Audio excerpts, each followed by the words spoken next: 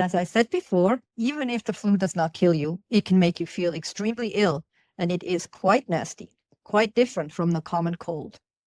It can lay even young, healthy people flat in bed for 2 to 3 weeks. That is why even the unscientific and ideological anti-vaxxers now running the US health authorities like the CDC and the FDA have not stopped flu shots so far. Though their budget cuts have severely damaged the research that goes into developing the best flu vaccines that have to be tailor-made every year for every new flu season. Sometimes I wonder what these guys are after.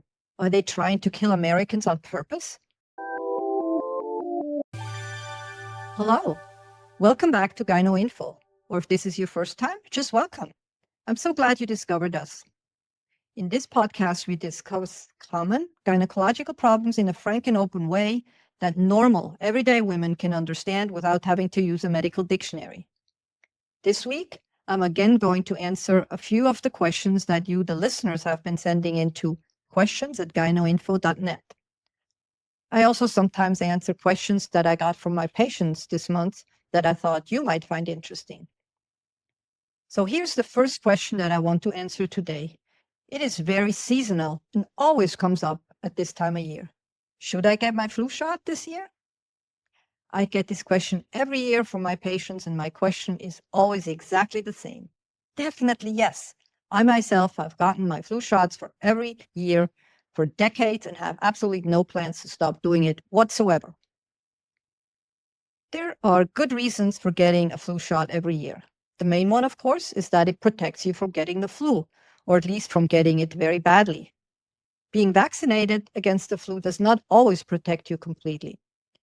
You have about a 40 to 60% chance of not getting the flu at all. How much varies from year to year. It depends on which virus subtype will be active in any given flu season. It also takes about 2 weeks after you have been vaccinated to get the full effect of the vaccine. So if you get exposed before that, you might still get sick.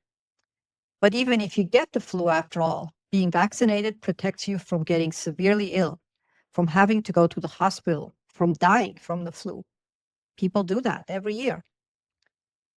And if you do end up getting the flu despite being vaccinated, you will get much less ill and recover much, much faster. Influenza, the flu as it is often called, kills between 250,000 and over 600,000 people worldwide every year. People do die from it. In the US alone, between about 6 and over 50,000 people every year die from influenza, again, depending on how aggressive the virus is in a given year. And it's not just old people. So very old people and very young people are those most at risk of dying from the flu. 99% of the children under 5 that die from the flu live in countries where advanced medical care is not available to them. That unfortunately goes also for poor and now also immigrant people in the US, where advanced medical care would actually be available, just not for them. So you better get the flu vaccine whenever you possibly can. It may become a life and death question for you. But as I said before, even if the flu does not kill you, it can make you feel extremely ill, and it is quite nasty, quite different from the common cold. It can lay even young, healthy people flat in bed for 2 to 3 weeks. That is why even the unscientific and ideological anti-vaxxers now running the US health authorities like the CDC and the FDA have not stopped flu shots so far. Though their budget cuts have severely damaged the research that goes into developing the best flu vaccines that have to be tailor-made every year for every new flu season. Sometimes I wonder what these guys are after. Are they trying to kill Americans on purpose? It has certainly worked in killing the by now hundreds of kids in the US who died because they did not get their measles shots. Their poor parents got so confused by all the anti-vaxxer misinformation about the measles vaccine that they were just too scared to let their kids have the life-saving shots. And now their kids are dead. It's heartbreaking. Not to speak of the ones with permanent brain damage from the measles virus infecting their brain. It is really crazy-making and makes me cry whenever I think of it. But back to the flu shots. Getting regular flu shots also seems to protect you from dementia. This is quite a nice bonus, especially when I think about it at my age. Several studies, one involving more than 2 million people over 65, have shown that getting regular flu shots seems to lower the risk of getting Alzheimer-type dementia by almost 40%.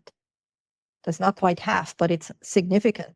It's a big drop, and certainly another good reason for getting flu shots every year. So my answer to that question of whether you should get a flu shot this year is definitely a clear and resounding yes. Absolutely, you should get a flu shot. Now, here's another question that a listener sent in to questions@gynoinfo.net. What if I can't tolerate the hormones estrogen or progesterone? My gynecologist prescribed both of them to me, but I can't take them at all. I get heart palpitations, tremors all over my body, and I can't sleep for several days.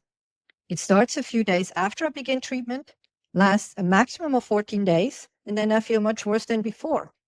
I've tried it 4 times since 1922, and it's always the same story. As soon as I stop taking the hormones, the symptoms go away. I think she's talking about the symptoms of the bad side effects. I think she still has hot flashes. That's why she keeps trying it. But this is indeed a very tricky situation.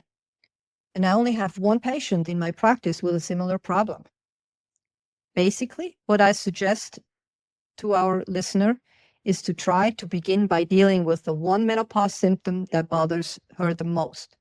Is it the hot flashes or the insomnia, the vaginal dryness, the bladder problems, or the one of symptom that she is most worried about? Is she worried about bone loss because her mother is all humpbacked?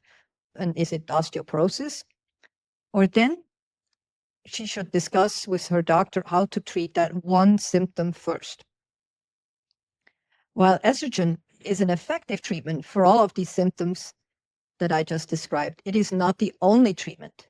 There are effective treatments for every one of these issues I listed, though they generally only treat 1 or 2 of the symptoms at the same time, and you may end up needing to take several different medications. This is why I suggest you start with the one that bothers you the most. And one further word of advice: never try 2 different new medications at the same time.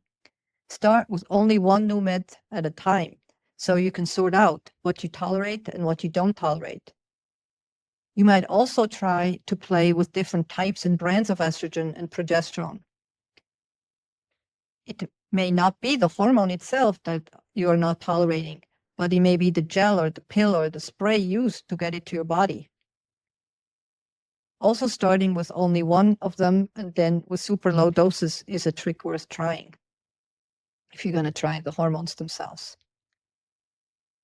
My patient that is so sensitive to estrogen walks a tightrope between how much estrogen she can take to relieve her vaginal dryness before she gets migraines and palpitations, but somehow she makes it work. And for some other symptoms, she uses other non-hormonal medications. And with some symptoms, she just puts up. It is really not ideal. I hope this gives you a place to start. Best of luck. And if this isn't going anywhere for you, please try and write to me again. Maybe I can come up with some better suggestions. But this is where I would start. Now, here's another question I get asked a lot. What is the difference between osteoporosis and osteopenia? These are basically just names for the same thing: loss of bone substance and bone strength. This will lead to weaker and more fragile bones. Beginning bone loss is called osteopenia. The word comes from the Greek word for bone, osteon, and the word penia, meaning poverty or deficiency. So osteopenia means bone deficiency, bone poverty, not yet osteoporosis. Osteoporosis again comes from the Greek word osteon for bone and the word poros, meaning pores or holes. As more bone mass is lost, holes, pores develop, and the bone gets even more fragile. The more bone is lost, the more fragile the bone gets, and the easier it will break. Bone fractures, even with minimal accidents, such as tripping over a carpet or over a threshold, or even spontaneously without any fall or accident, where vertebral bodies, the bones that make up your backbone, just crack and simply collapse in themselves, either like pancakes, then you just get shorter, or like wedge shapes, then your back gets bent and you develop a hunchback. If you're watching this on YouTube, you can see a slide of these two types of fractures. The other two classic osteoporosis fractures are hip fractures, or also wrist fractures, when someone with brittle bones is trying to catch a fall by sticking out their hand. Bone loss can happen for several reasons. The most common is menopause, causing so-called postmenopausal osteoporosis. Bone loss that happens after a woman goes through menopause and her ovaries stop producing estrogen.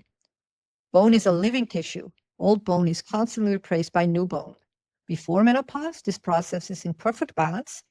The hormone called estrogen, which is produced by the ovaries, makes sure that no more bone is broken down than is being rebuilt. After menopause, when the ovaries stop making estrogen, this symptom goes out of control. More bone is broken down than is being replaced, and the overall net result is loss of bone. Other reasons for bone loss are certain medical conditions and treatments with certain medications. This is then called secondary osteoporosis. I'll go into some of the reasons for secondary osteoporosis in another podcast. I actually already did 2 podcast episodes earlier this year on postmenopausal osteoporosis. The first one is called Why is My Grandma Shrinking? And explained it's all about postmenopausal osteoporosis. It also has a bunch of slides of normal and osteoporotic bones and fractures. A picture sometimes is worth 1,000 words. The other podcast is about the different treatments available for osteopenia and osteoporosis, from diet and muscle building to specific medications to improve bones and prevent fractures. I really wish that more people would look at that one. For some reason, people seem to overlook this podcast on how to prevent and treat osteoporosis. If you have bones yourself, and all of us do, please take a look at both of these episodes and learn how to protect your bones. Protecting your bones begins when you're a teenager, and it needs to be paid attention to for the rest of your life. The shape your bones are in will be a key factor in how you will feel the second half of your life, and especially in how your old age will feel. I think we do have time now for one of my life tips for the week. This is today's life tip. All life lessons that are truly worth learning are often painful, or at the very least, they are quite embarrassing. More often than not, they involve something that you yourself have to change, and that's never comfortable. But they're valuable lessons and are definitely worth learning, even if they hurt, even if they're embarrassing. You'll be a better person if you do. And we do want to be better persons. This now brings us to the end of this question and answer episode. I hope you liked it and it gave you a lot of information that is useful to you or your friends. Please share it around so other people can benefit from this information. And if you have any further questions about these answers or any other new topic having to do with women's health, please don't hesitate to send it to me at questions@gynoinfo.net.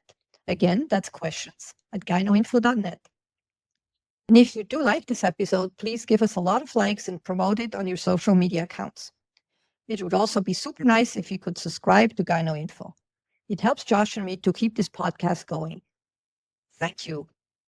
Until next time, thank you for listening, and remember that you and your health are super important and deserve your full attention. Don't ever put off contacting your doctor because you're scared or embarrassed when something feels wrong about your body. Doctors are here to help you, not to judge you. And also, regular well-woman visits are always a good idea that you should make time for.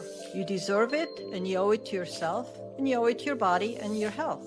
This podcast is part of Pride House Media, hosted by me, Dr. Burki, produced and edited by Josh Rosenzweig. Original music composed by Nell Balaban. If you enjoyed this episode, please subscribe wherever you listen to podcasts. And while you're there, leave us a rating and a review. It really helps others discover the show. Stay connected and join the conversation by following me on Instagram and Facebook at GynoInfo and on LinkedIn at GynoInfo Podcast. Remember, any questions that I answer or information that I give you on this podcast are to be understood as information only, not treatment of your medical problems. While I'm a very knowledgeable gynecologist, I'm not your gynecologist who has talked to you and examined you personally and is therefore actually able to treat you. So please consult your own healthcare professional with any medical questions or concerns.